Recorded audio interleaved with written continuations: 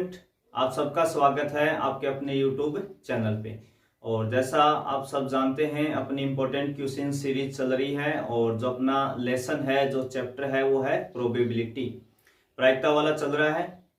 और उसमें भी अपना चल रहा है सेक्शन ए, जिसके 2 वीडियो आप तक पहुंच चुके हैं और आज हम बात करेंगे उससे आगे। तो अब तक हमने लास्ट 2 वीडियोज के अंदर क्वेश्चन 16 कवर कर लिए थे और आज इस वीडियो में हम क्वेश्चन नंबर 17 से स्टार्ट करेंगे।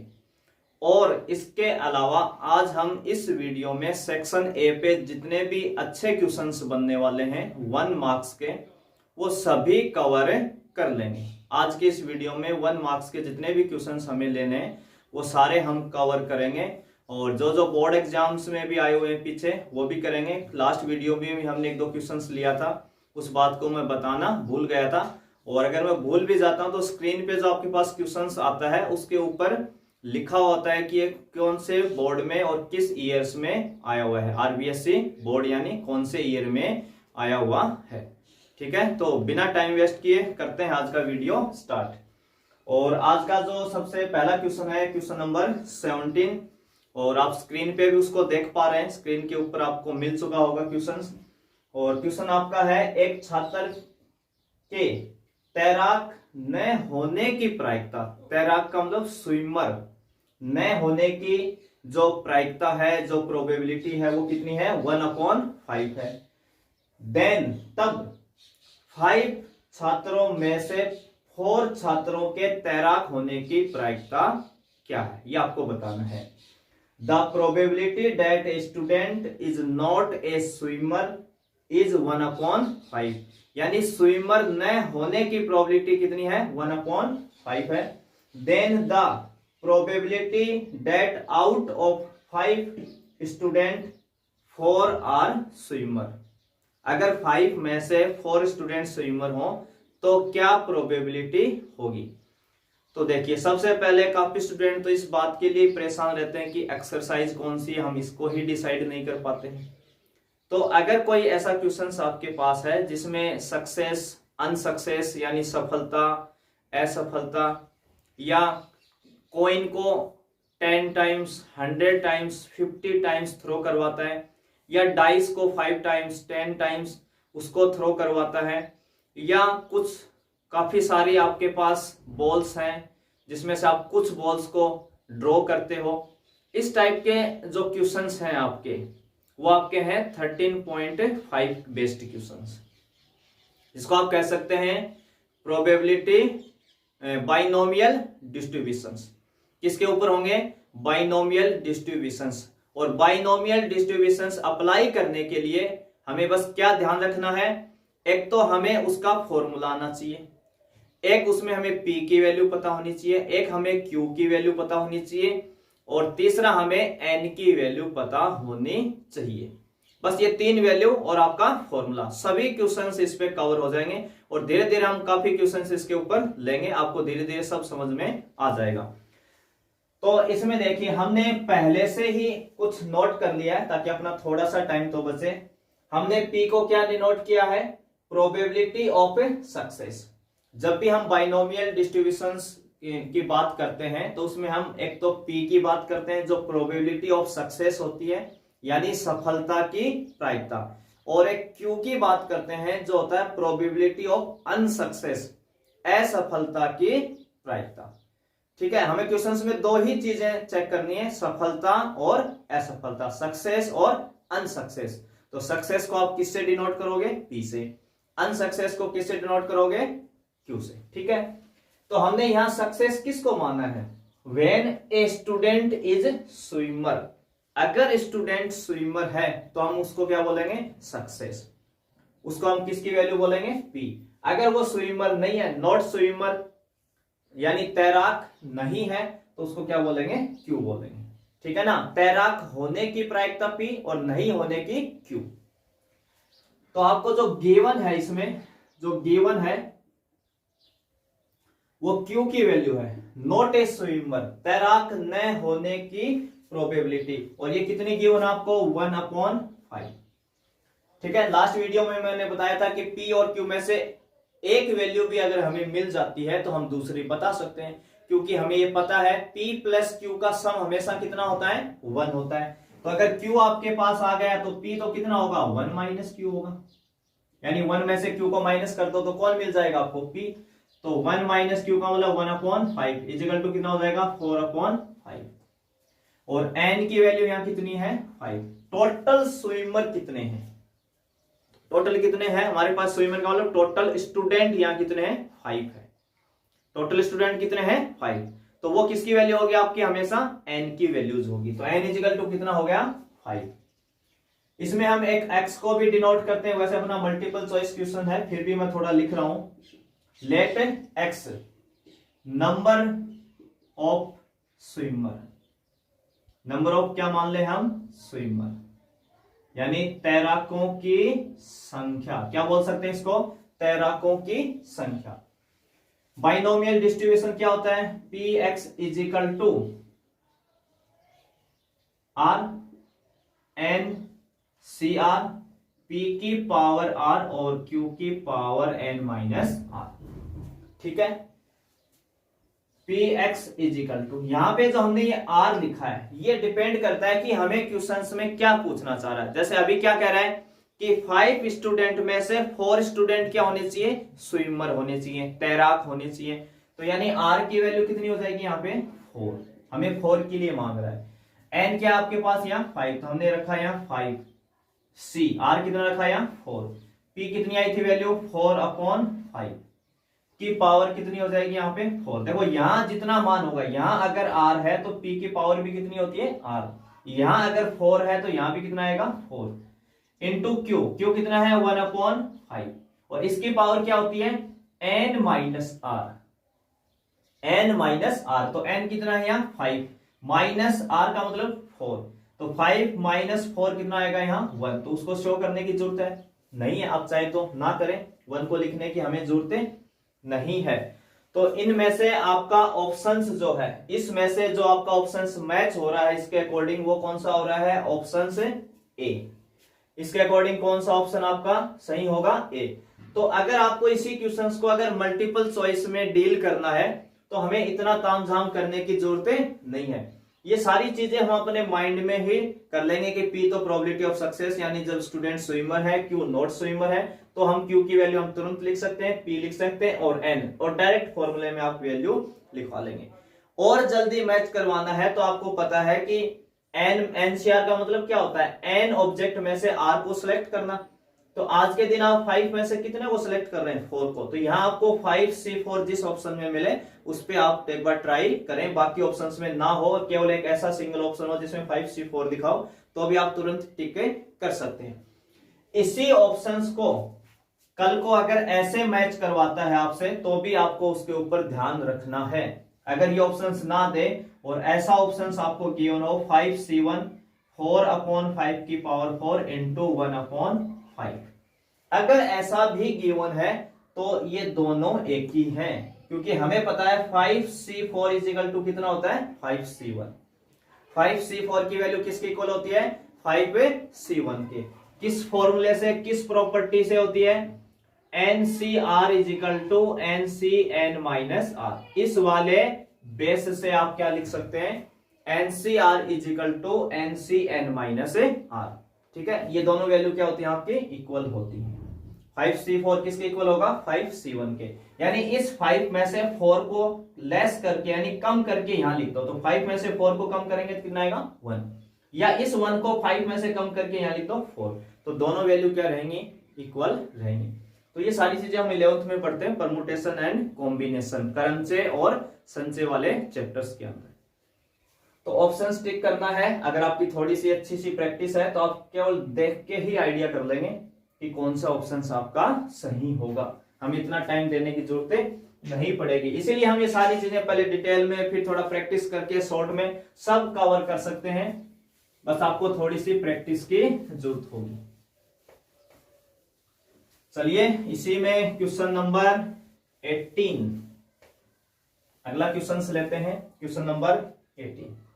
और क्वेश्चन नंबर 18 में आप जैसा देख पा रहे हैं, क्वेश्चन नंबर 18 इसमें आपको गिवन है P A plus P B, P A plus P B minus P A and B equal to P A. आपको क्या गिवन है? P A plus P B minus P A and B equal to P, ये given है। तो सबसे पहले कम से कम इतना तो दिख रहा है कि पी ए से पी ए कट ही रहा है, तो जो कैंसिल हो रहा है कम से कम उसको कैंसिल किया जाए तुरंत।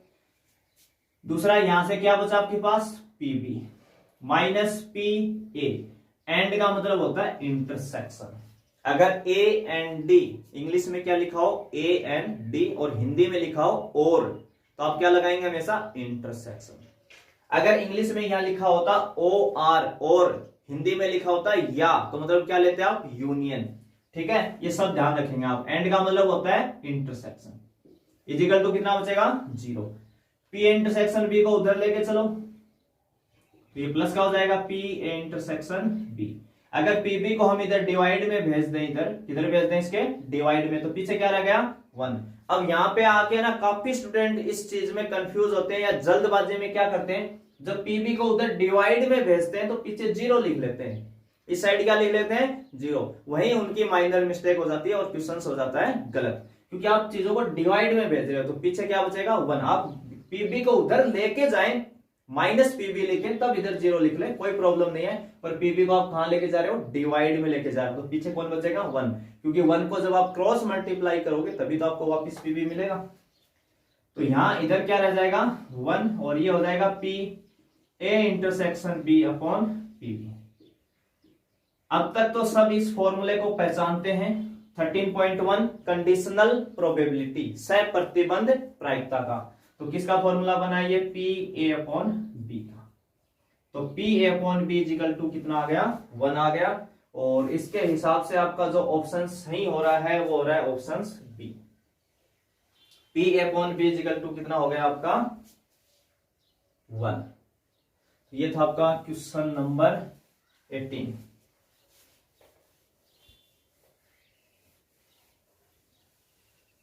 अगला है क्वेश्चन नंबर 19, और क्वेश्चन नंबर जो 19 है उसमें कह रहा है कि ए के द्वारा सत्य बोलने की जो प्रायिकता है वो 4/5 है। एक सिक्का उछाला जाता है तथा ए बताता है कि चित्त प्रदर्शित हुआ है, वास्तविक रूप में चित्त प्रकट होने की प्रायिकता क्या होगी? Probability that A speak truth is 4/5। A के स्पीक यानी ट्रूथ स्पीक होने की क्या है probability? 4/5। A coin is tossed, a reports that a head appear, what is the probability that actually there was head? ठीक है, तो क्वेश्चंस जो आपका है ये आपका बेज थ्योरम के ऊपर है। किसके ऊपर है? बेज थ्योरम के।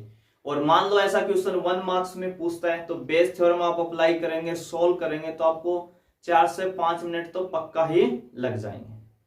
तो अगर यही क्वेश्चंस अगर एग्जाम में आता है सेम, तो आपको कैसे ऑप्शंस को टिक करना है केवल देख के ही, वो हम आपको बताऊंगा इस क्वेश्चंस में।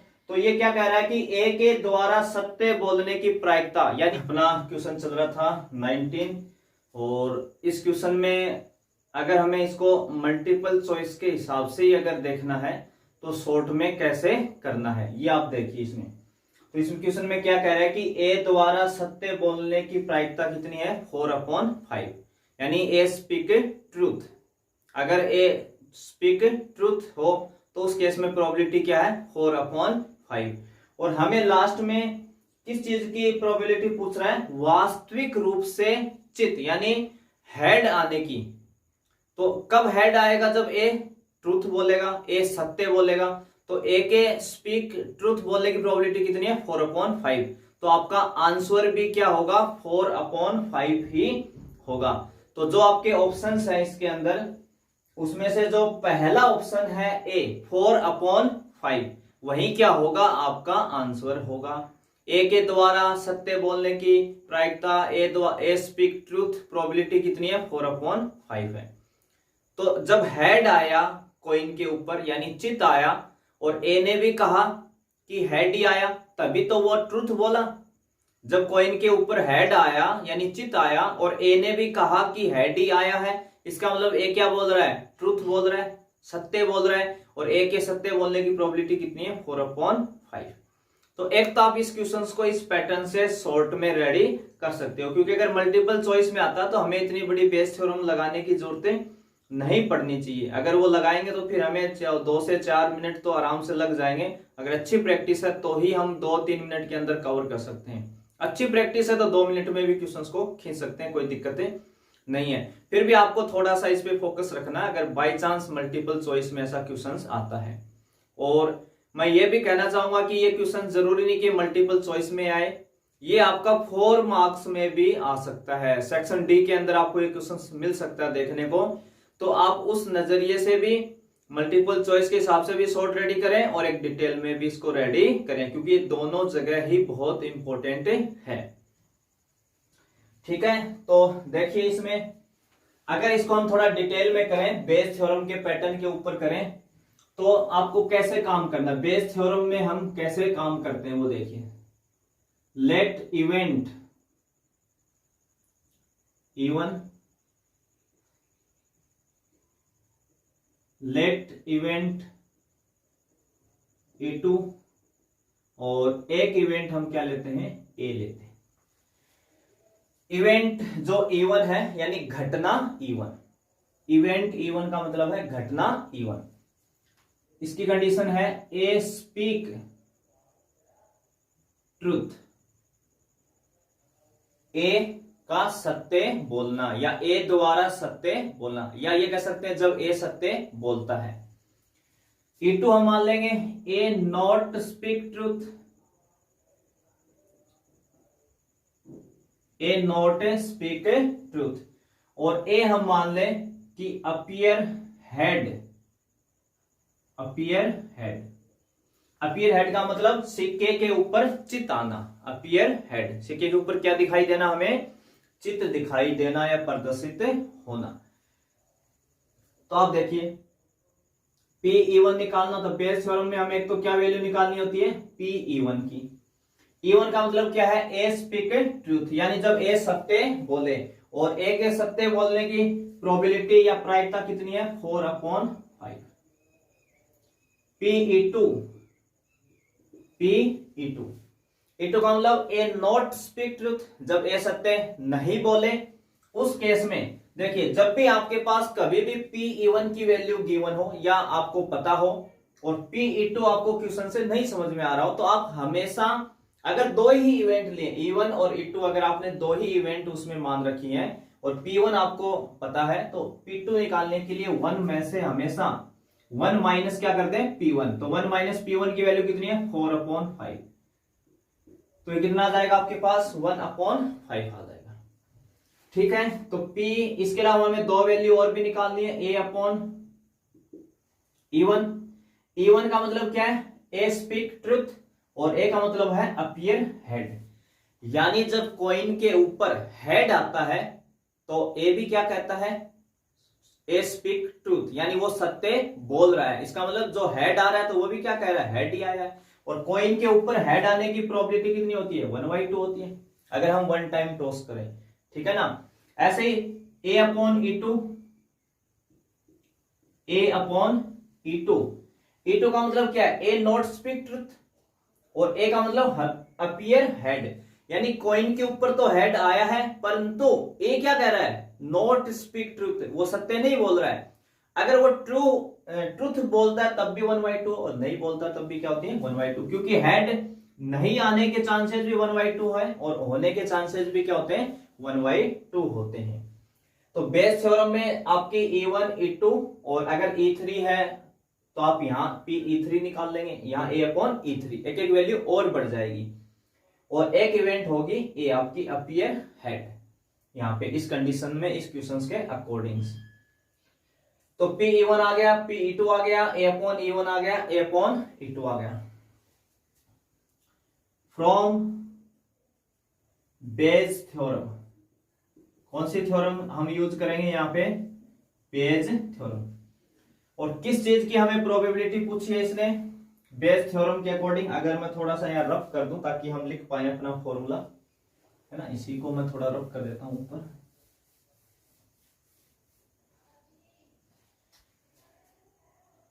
E1 अपॉन ए, E1 अपॉन ए। किस चीज की हमें प्रोबेबिलिटी पूछी थी, किस बात की हमें प्रोबेबिलिटी पूछी थी क्वेश्चन में? अपीयर हेड, चित होने की, चित प्रकट। तो ए का मतलब क्या है? हेड आना। E1 का मतलब क्या है? ए के द्वारा सत्य बोलना। कॉइन पे भी हेड आया है और E1 ने भी, ए ने भी क्या कहा है? हेड आया। इसका मतलब सत्य बोल रहा है, सत्य बोल रहा है तो मतलब बिल्कुल सही है। तो उसकी प्रोबेबिलिटी E1 अपॉन ए। तो यहां कितना हो जाएगा? P(E1), फॉर्मूला आपका क्या होता है प्रोबेबिलिटी का? P(E1) A upon E1। बाकी हम आगे जब डी सेक्शन में क्वेश्चंस करेंगे बेस थ्योरम के, थोड़ा और डिटेल में बात करेंगे इस मेथड के ऊपर। अभी क्योंकि अपना मल्टीपल चॉइस का है तो मैं इसमें थोड़ा सा शॉर्ट में काम में ले रहा हूं। P(E1) A upon E1 plus P(E2) into PA upon E2। ठीक है, ये आपका फॉर्मूला है। फॉर्मूले पे आप जरूर फोकस करेंगे, आपको बेस थ्योरम का फॉर्मूला बिल्कुल अच्छे से आना ही चाहिए। ध्यान क्या रखना है, जब हम ये फॉर्मूला अप्लाई करते हैं तो ए यानी आपकी जो इवेंट है वो ऊपर होती है, ए नीचे होता है। जबकि हम यहां जो वैल्यू निकालते हैं उसमें E1 E2 जो इवेंट है अपनी वो डिनोमिनेटर में यानी नीचे होती है और ए ऊपर होता है, यानी यहां से अपोजिट यहां फॉर्मूला लिखा जाता है। दूसरा, ऊपर वही इवेंट आएगी जिसकी प्रोबेबिलिटी आपसे पूछ रहा है। E1 के अकॉर्डिंग पूछ रहा है तो E1 और E2 के अकॉर्डिंग तो E2। डिनोमिनेटर जो होता है फॉर्मूले का उसमें सभी इवेंट्स का सम होता है। सभी इवेंट का क्या होता है? सम। मान लो आज इस क्वेश्चन में अपने पास 2 इवेंट है, E1 और E2, तो P(E1) into PA upon E1 plus P(E2) into PA upon E2। मान लो अगर इसमें E3 इवेंट भी होती है अपने पास तो आगे क्या लिखते हैं हम? Plus PE3 into P upon E3। यानी डिनोमिनेटर में हमेशा सभी इवेंट्स का क्या चलेगा? सम। 2 है तो 2 का और 3 है तो 3 का।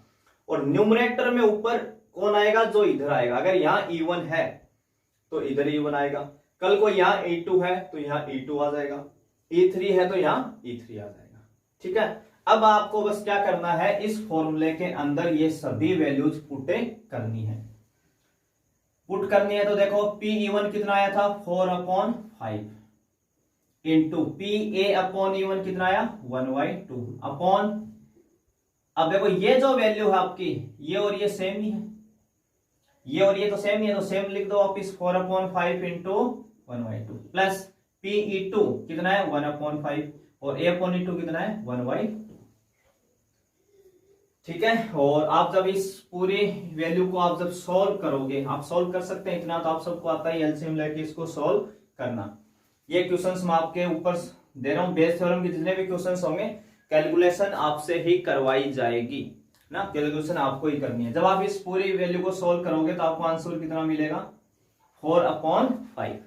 कितना आंसर मिलने वाला आपको? 4/5। ठीक है, तो इतना आप कर सकते हैं, 12th क्लास में आ गए हैं, कैलकुलेशन इतनी आपको आती है। चलिए इसी में नेक्स्ट क्वेश्चन नंबर 20। थोड़े से जल्दी जल्दी क्वेश्चंस कवर करते हैं क्योंकि जितने भी बाकी क्वेश्चंस हैं वो सब शॉर्ट क्वेश्चंस आपके हैं।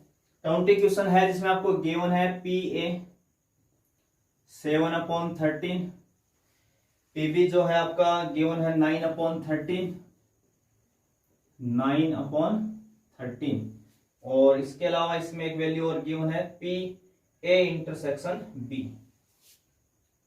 PA intersection B is equal to 4/13।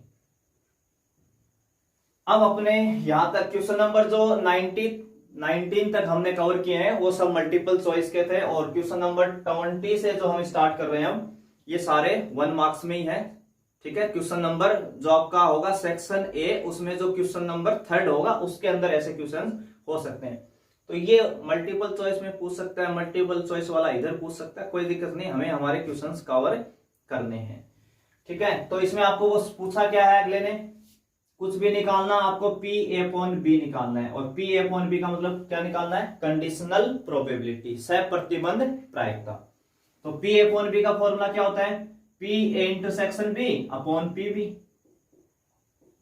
तो PA इंटरसेक्शन B कितना दिया आपको? 4/13 पीबी कितना दिया है 9/13, 13 से 13 कैंसिल हो जाएगा तो कितना आ जाएगा 4/9, ये आपका आ जाएगा आंसर। तो कुछ भी नहीं था, सीधा फॉर्मूला बेस्ड क्वेश्चन है, आपको फॉर्मूले में वैल्यू रखनी है। इसी में अगला क्वेश्चन नंबर 21, क्वेश्चन नंबर 21, और इसमें गिवन क्या है, पी ए गिवन है 0.3, पीबी आपको गिवन है 0.4, और जैसा आप देख पा रहे हैं क्वेश्चन नंबर कौन सा है ये 21, ठीक है 21 वाला है। पी ए पीबी, और पूछ क्या लिया आपसे, P A upon B, P A upon B आपसे पूछा है। तो फिर से वही formula P A upon B का, अभी हमने किया लास्ट क्वेश्चन ही, P A intersection B upon P B. पर देखिए अभी जो हमने पिछला क्वेश्चन किया था उसमें हमें P A intersection be given था, और यहाँ पे तो देख ही नहीं गया कि पी इंटरसेक्शन बी क्या है। तो काफी स्टूडेंट्स जो है ना यहाँ पे आके कंफ्यूज हो जाते हैं कि वैल्यू नहीं दी। तो अगर आपको वैल्यू नहीं दी है तो कुछ ना कुछ और हिंट दिया है क्वेश्चंस के अंदर। तो क्या कह रहा है कि ए और बी जो है वो इंडिपेंडेंट इवेंट हैं, स्वतंत्र घटनाएं हैं। अगर ए और बी इंडिपेंडेंट इवेंट हैं तो फिर तो हमें पता है कि पी ए इंटरसेक्शन बी किसके इक्वल होता है, पी ए इंटू पीबी के इक्वल होता है, और अपॉन पीबी है। चाहो तो आप पीबी से पीबी क्या कर सकते हो, कैंसिल कर सकते हो, वैल्यू रखवाए भी नहीं कर लो, तो बचा क्या पी ए, और पी ए कितना आपके पास 0.3, ठीक है। दूसरा, एक तो ये रास्ता था, ऐसे आ सकते थे। दूसरा, अगर और भी अच्छे से डीपली फॉर्मूले याद है, उसको सब पता है, तो उसको ये भी पता होगा कि जिस दिन ए अपॉन बी की अगर हम बात करें, पी ए अपॉन बी की अगर हम बात करें और ये कहें कि ए और बी इंडिपेंडेंट इवेंट हैं, ए और बी क्या है, इंडिपेंडेंट इवेंट हैं, इसका मतलब बी के अक्रेंस, बी के घटित होने का इफेक्ट किस पे नहीं पड़ रहा, ए पे, तो उस दिन पी ए अपॉन बी ही किसके इक्वल होता है, पी ए के ना। ये डायरेक्ट फॉर्मूला, ये कंडीशन से ही आपकी इवेंट बनती है इंडिपेंडेंट, ये इसके इक्वल होता है, तभी हम क्या लिखते हैं, पी ए इंटरसेक्शन बी के equal P A into P B. तो चाहे तो आप ये फॉर्मूला भी यूज कर सकते हैं डायरेक्ट, और चाहे बेसिक रास्ते से आए तो बेसिक रास्ता ज्यादा बेटर है, आपको एक नया फॉर्मूला याद नहीं करना पड़ेगा। अभी जितने आगे काफी क्वेश्चंस हम इसमें लेंगे उसमें बहुत सारे क्वेश्चंस आपको बोर्ड के मिलने वाले हैं। जैसे अगला क्वेश्चन है 22 वाला, जो कि 2019 यानी 2019 में पी ए 0.6 गिवन आपको है, पी ए 0.6, पीबी 0.3, पीबी कितना है 0.3, और पी ए इंटरसेक्शन बी 0.2 है, पी ए इंटरसेक्शन बी कितना है 0.2, और पूछ क्या लिया हमसे, find P A upon B, क्या पूछ लिया, पी ए अपॉन बी पूछ लिया। अभी हम तीसरा क्वेश्चन कर रहे हैं पी ए अपॉन बी के ऊपर, फिर से वही फॉर्मूला ए अपॉन बी का, क्या लिखेंगे आप, P A intersection B upon P B, और पी ए इंटरसेक्शन बी कितना है 0.2, और पी बी कितना है 0.3, तो पॉइंट से पॉइंट कैंसिल हो जाएगा, तो आंसर कितना आ जाएगा 2/3। तो आप खुद देख सकते हैं बोर्ड में ये क्वेश्चन पूछा हुआ है 1 मार्क्स में, और बिल्कुल सिंपल क्वेश्चन, और आपको 100% एक क्वेश्चन इस पे मिलने वाला है इस टाइप से। पी ए इंटरसेक्शन बी यानी ए अपॉन बी कंडीशनल प्रोबेबिलिटी, और एक आपका इंडिपेंडेंट इवेंट, इसके ऊपर आपको पक्का क्वेश्चंस मिलने वाला है, एक या दो क्वेश्चंस, और बिल्कुल ऐसे ही सिंपल। ये 0.6, 0.3, 0.5, 0.2 वैल्यू वाले जितने भी क्वेश्चंस हैं, इन सबको आप ढंग से कवर कर लें, इन्हीं में से आएगा, बस आपको बेसिक फॉर्मूला आना चाहिए। चलिए तो अगला इसी में क्वेश्चन नंबर 23, और जो 23 है उसको आप खुद देख सकते हैं बोर्ड में 2012 और 15 यानी 2012 और 15 दो बार पूछा हुआ है 1 मार्क्स के अंदर, और ये अपनी जगह बहुत ही इंपॉर्टेंट क्वेश्चंस है। क्वेश्चंस में आपको कह रहा है कि 52 पत्तों की एक गड्डी में से यादृच्छा बिना प्रतिस्थापन विदाउट रिप्लेसमेंट बोलेंगे इसको, किए गए 2 पत्ते निकाले गए हैं, दोनों पत्तों के काले रंग का होने की प्रायिकता ज्ञात करो। यानी आपके पास प्लेइंग कार्ड है 52, उससे आपको 2 कार्ड ड्रॉन करने हैं, यानी 2 कार्ड खींचने हैं, और दोनों ही कार्ड कैसे होने चाहिए, ब्लैक होने चाहिए, और विदाउट रिप्लेसमेंट, यानी जो कार्ड आपने बाहर निकाल लिया उसको अंदर नहीं डालेंगे। अब मान लो आपके पास 52 कार्ड है, उससे आपने 1 कार्ड ड्रॉन किया यानी 1 कार्ड बाहर निकाला, तो पीछे कितने बचे आपके पास, 51। अब सेकंड जो कार्ड आपका निकलेगा वो किस में से निकलेगा, 51 में से निकलेगा। टोटल एक कार्ड आपका कम हो जाएगा।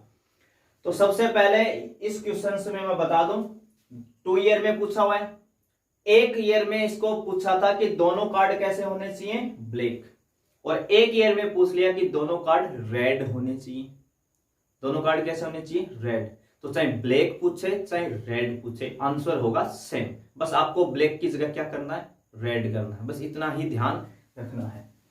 तो इस केस में हमारे पास जो टोटल कार्ड है, अगर थोड़ी डिटेल की बात करें तो टोटल कार्ड कितने हैं, 52, और 52 में सभी जानते हैं ब्लैक कार्ड कितने होते हैं, ब्लैक कार्ड 26, और कल को रेड कार्ड के लिए यही क्वेश्चन पूछे क्योंकि बोर्ड में पूछा हुआ है, तो आप यहां लिख देंगे रेड कार्ड, वो भी कितने होते हैं, 26 ही होते हैं। और प्रोबेबिलिटी हमें किस बात की बतानी है, बोथ कार्ड आर ब्लैक, दोनों कैसे होने चाहिए, ब्लैक, चाहे दोनों रेड हो तो भी वही आंसर है। बस यहां ब्लैक की जगह आपको रेड वर्ड करना है और कोई भी चेंजिंग नहीं करना, आंसर दोनों के लिए चलेगा सेम। तो दोनों कार्ड क्या होने चाहिए, ब्लैक। अब देखिए आपके पास पूरी ताश की गड्डी है, प्लेइंग कार्ड है 52, उसमें आपको पता है कि 26 कार्ड कैसे हैं, ब्लैक है, और हमें क्वेश्चन में जिस बात की, जिस वैल्यू की प्रोबेबिलिटी पूछना चाह रहा है वो कैसे है, ब्लैक कार्ड है। अब हमें पता है कि दोनों कार्ड कैसे निकालने हैं, ब्लैक, तो हम पागल तो है नहीं कि रेड वाले में से निकालेंगे, हम किस में से निकालेंगे, ब्लैक में, और वैसे रेड भी उतनी ही है। तो ब्लैक कार्ड कितने आपके पास, 26।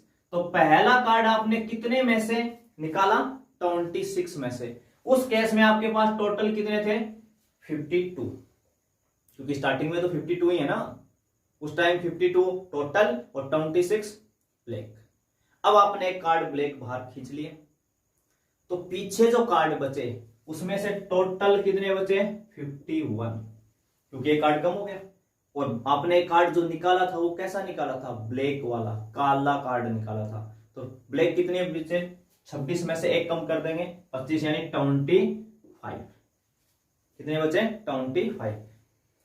तो जब हम ये चीजों का मल्टीप्लाई करते हैं तो इस पे हम प्रायिकता का गुणन नियम अप्लाई करते हैं, मल्टीप्लीकेशन थ्योरम ऑन प्रोबेबिलिटी।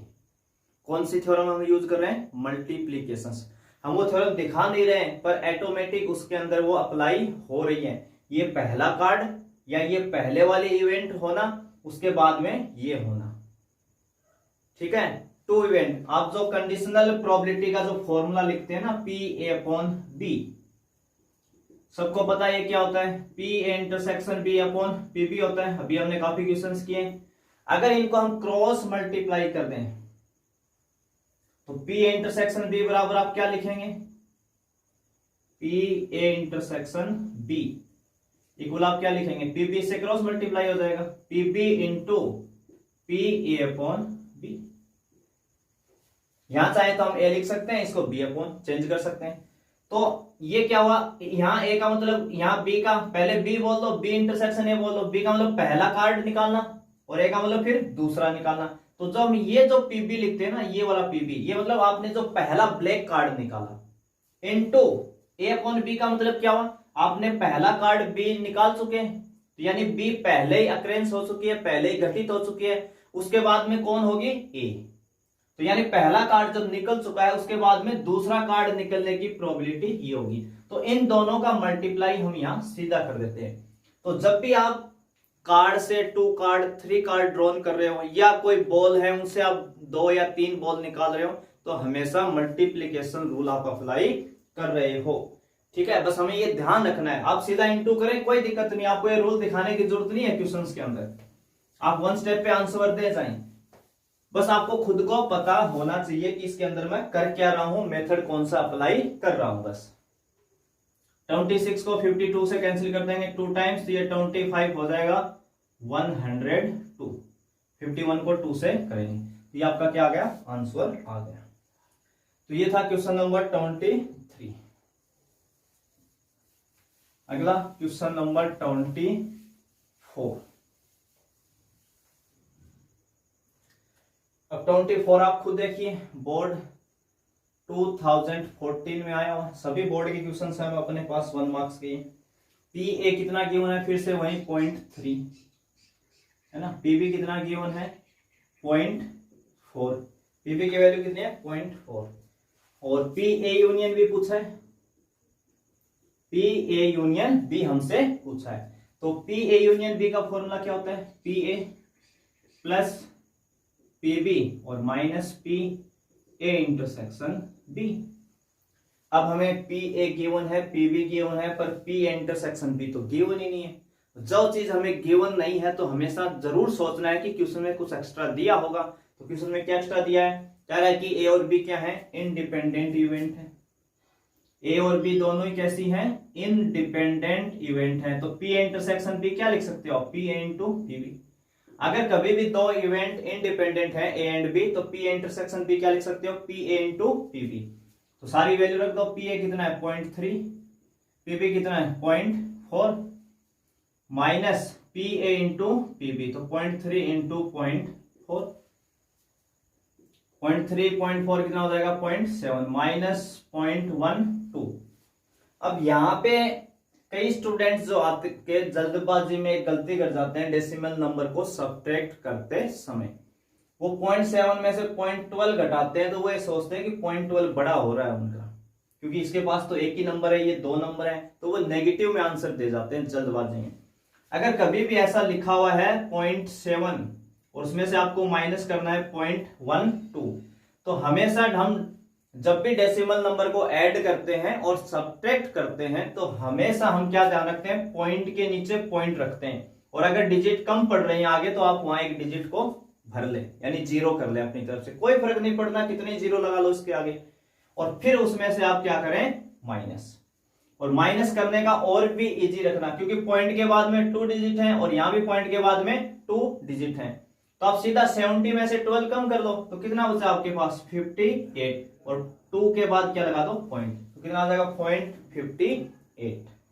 तो यहां है ना 7 में से कुछ जो गड़बड़ करते हैं ना, वो 7.7 में से माइनस करने की कोशिश करते हैं, 0.70 है ये आपके पास, है ना। ये थोड़ा सा ध्यान रखें, जब हम क्लास में पढ़ाते हैं तो काफी स्टूडेंट इस चीज में गड़बड़ करते हैं, और एग्जाम में जल्दबाजी में कई बार हो जाता है, तो आपको थोड़ा सा ध्यान रखना है इस चीज का। तो ये था आपका क्वेश्चन नंबर 24। इसी में हम आगे लेंगे क्वेश्चन नंबर 25। और 25 देखिए आप खुद, बोर्ड में 2016 और 18 दो बार पूछा गया, सेम क्वेश्चंस दो बार, 16 और 18 के अंदर 1 साल का गैप देके क्या दिया है, वही फिर से वही चीजें सब। पी ए 0.2 है, पीबी 0.5 है, पीबी कितना है 0.5 है, पी ए यूनियन बी बता दो। और ए और बी क्या है, फिर से वही इंडिपेंडेंट इवेंट है। तो इस बारे में मैं सीधा फॉर्मूला लिख देता हूं, अभी कैलकुलेशन करेंगे आप। P A plus P B minus P A intersection B, यही फॉर्मूला होता है पी ए यूनियन बी का। और P A plus P B minus P A intersection B, तो पी इंटरसेक्शन बी की जगह हम क्या लिख सकते हैं, पी ए इंटू पीबी, क्योंकि हमें क्या गिवन है कि ए और बी क्या है, इंडिपेंडेंट इवेंट है। तो पी ए इंटरसेक्शन बी को हम क्या लिख सकते हैं, पी ए इंटू पीबी। सभी वैल्यू गिवन है, पी आपके पास है 0.2, पीबी आपके पास है 0.5, माइनस 0.2 इंटू 0.5, तो 0.2 प्लस 0.5 कितना हो गया 0.7, माइनस 2 को 5 से करेंगे 10, और 2 डिजिट के बाद पॉइंट लगाएंगे तो 0.10 बोल सकते हैं, तो कम कर देंगे तो 0.60 या 0.6 आप आंसर दे सकते हैं। तो बिल्कुल आसान है, सेम पैटर्न का क्वेश्चन था 24 वाला। ठीक है, अगला जो क्वेश्चन है आपका वो है 26। इस बार मैं इसमें ज्यादा रफ नहीं करा, कम से कम पी ए कितना गिवन है 0.3 और पीबी कितना गिवन है 0.4, 0.3 और 0.6 है ना, ये कितना गिवन है 0.6, 0.3 एंड 0.6। और ए और बी क्या है, इंडिपेंडेंट इवेंट है, A dash intersection B dash, यानी not A and not B आपसे पूछ लिया और ये कह दिया कि ए और बी कैसे हैं, इंडिपेंडेंट इवेंट हैं। अगर ए और बी इंडिपेंडेंट इवेंट हैं तो मैंने लास्ट वीडियो में बताया था कि ए एंड बी डैश भी इंडिपेंडेंट होंगे, ए डैश इंटू बी भी इंडिपेंडेंट होंगे और ए डैश एंड बी डैश भी क्या होंगे, इंडिपेंडेंट होंगे। तो अगर ए बी इंडिपेंडेंट है तो ये दोनों भी इंडिपेंडेंट है, तो फिर तो हम क्या लिख सकते हैं, इनको P A dash into P B dash लिख सकते हैं। और पी ए डैश का फॉर्मूला सबको आता है 1 minus P A, P B dash कितना होता है 1 माइनस पी बी, और आपको ये दोनों वैल्यू गिवन है। 1 माइनस पी ए कितना है 0.3, 1 माइनस पी बी कितना है 0.6, 1 में से 0.3 माइनस करेंगे 0.7 और 1 में से 0.6 करेंगे 0.4, दोनों को मल्टीप्लाई करेंगे तो 0.28। ठीक है, ये था आपका question number 26। Next question number 27, question number 27 और ये बोर्ड में आया 2017 में पूछा हुआ है बोर्ड के अंदर। और आपको गिवन है पी ए, गिवन है तो पी ए कितना गिवन है 0.8 और इसके अलावा गिवन है P B upon A is equal to 0.2। तो आपको पूछ क्या लिया, पी ए इंटरसेक्शन बी बता दो। क्या बता दो, पी ए इंटरसेक्शन बी। तो बस हमें ये क्या दिया, हमें यहाँ बी अपॉन ए क्या दिया है, कंडीशनल प्रोबेबिलिटी, सहप्रतिबंध प्रायिकता 13.1 यूनिट के अकॉर्डिंग दिया है। तो आपको कुछ नहीं करना, बस इसका फॉर्मूला अप्लाई करना है। ये कितना होता है, P A intersection B upon P A. अगर यहां नीचे ए है तो यहां भी ए आता है, equal to 0.2। P A intersection B तो हमें पूछा ये, तो ये पी ए को उधर मल्टीप्लाई कर देंगे 0.2 के इंटू में, क्रॉस मल्टीप्लाई चला जाएगा 2 इंटू पी ए, और 0.2 इंटू पी ए कितना है 0.8 है, और 0.2 को 0.8 से करेंगे तो कितना आ जाएगा 0.16, कितना आ जाएगा 0.16। तो बिल्कुल आसान क्वेश्चन, आप खुद देख सकते हो 1 मार्क्स में जितने भी मैंने बोर्ड के करवाए पीछे के ईयर के क्वेश्चंस, वो आपके कंडीशनल प्रोबेबिलिटी और इंडिपेंडेंट इवेंट। तो 13.1 और 2 मोस्टली यहीं से जो छोटे क्वेश्चंस हैं वहीं उठेंगे। इधर उधर कभी ए दे के बी पूछ लिया, कभी इंटरसेक्शन पूछ लिया, कभी ए डैश बी डैश, ऐसा कुछ। तो इंडिपेंडेंट इवेंट की कंडीशन पे हमें फोकस रखना है उन केसेस के अंदर। ठीक है, तो आज इस वीडियो को करते हैं यहीं क्लोज। और जैसा मैंने कहा था कि हम आज सेक्शंस ए के सभी अच्छे अच्छे क्वेश्चंस जो भी बोर्ड में आए हुए हैं, जो भी अपनी बुक में है, सबको मिला जुला के जितने भी अच्छे क्वेश्चंस हैं वो सारे कवर कर लेंगे। और हमने 27 क्वेश्चंस कवर किए हैं। इतना होने के बाद आपका कोई फॉर्मूला, कोई मेथड, कोई 1 मार्क्स का क्वेश्चन कहीं नहीं बचता, सभी कवर हो जाएंगे आराम से। और हो ही नहीं सकता कि फिर आप एग्जाम में चाहे कहीं से भी आ जाए, अदर से इनसे बाहर भी क्वेश्चन आ गया तो भी आप अटेम्प्ट कर सकते हो, क्योंकि सब चीजें आपके माइंड में सेट हो जाएंगी अगर ये क्वेश्चन आप कर लेंगे। तो सारे फॉर्मूले, रूल, सब जो हमें ध्यान रखना है वो सारा कवर हो जाएगा। ठीक है, तो आज के वीडियो में हम करते हैं यहीं तक क्लोज। और जो हमारा नेक्स्ट वीडियो होगा उसमें हम स्टार्ट करेंगे सेक्शन बी को। किसको स्टार्ट करेंगे, सेक्शन बी।